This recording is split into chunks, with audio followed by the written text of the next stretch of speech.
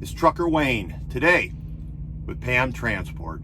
Hopefully everybody is safe and healthy out there as I put it down there as a pandemic plus 14. That's my reference to D-Day. Ever after D-Day, it was D-Day plus 1 plus 2. So that's where I get that from, if you're seeing it on there. But when I was getting ready to meet Mr. Cushman, he told me Dan.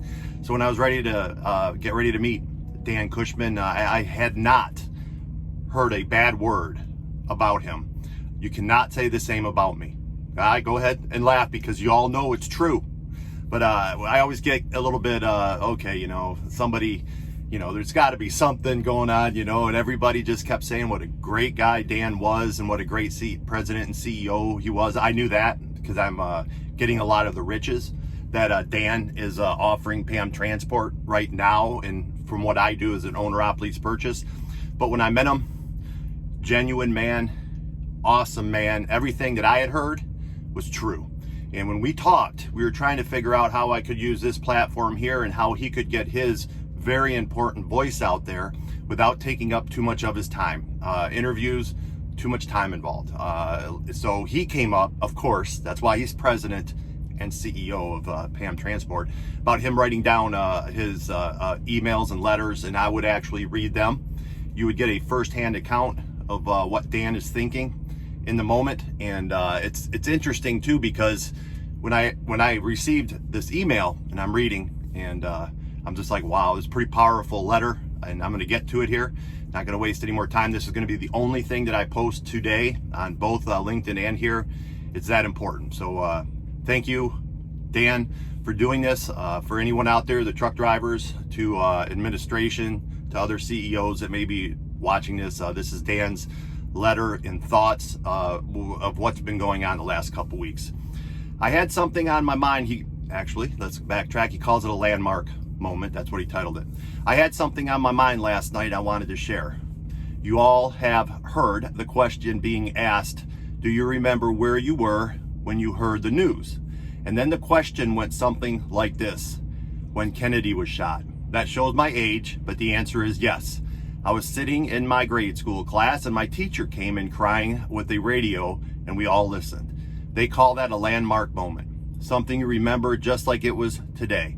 Do you remember where you were when you heard the World Trade Center was hit by a plane? You get what I mean. We are currently living in a landmark moment, don't you think?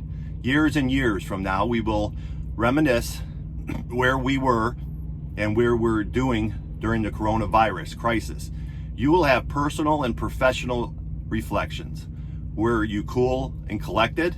To those around you, was your presence reassuring, or did you make matters worse? Professionally, I feel like I need to rack my brain for solutions. I need to be honest and forthcoming.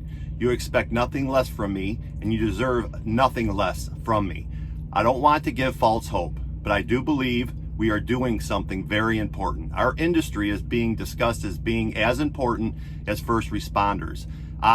We have fellow employees dependent upon us. We have countless responsibilities where the supply chain is dependent upon us. We have a family who needs me. From the bottom of my heart, I feel it incumbent upon me to respond to these responsibilities personally and professionally. When you look back and discuss this 10 to 20 years from now, how will you look when you think about how you responded? Did you make others around you feel better? Did you add to the solution or further the problem? Be the person that stayed focused and didn't panic. The person who remains positive and reassuring versus negative and depressed. We can and will make a difference, and if we put our minds to it. 20 years from now, do you remember the coronavirus crisis, and what are your reflections? Yes, I remember it like it was yesterday. I had a family to take care of, and I was employed by a trucking company, and I was involved in one of the few businesses that the government deemed essential to North America, and I took care of all those I was responsible for. How's that for a memory? Please make a positive difference. I love you all. Dan. Trucker Wayne, I'm up.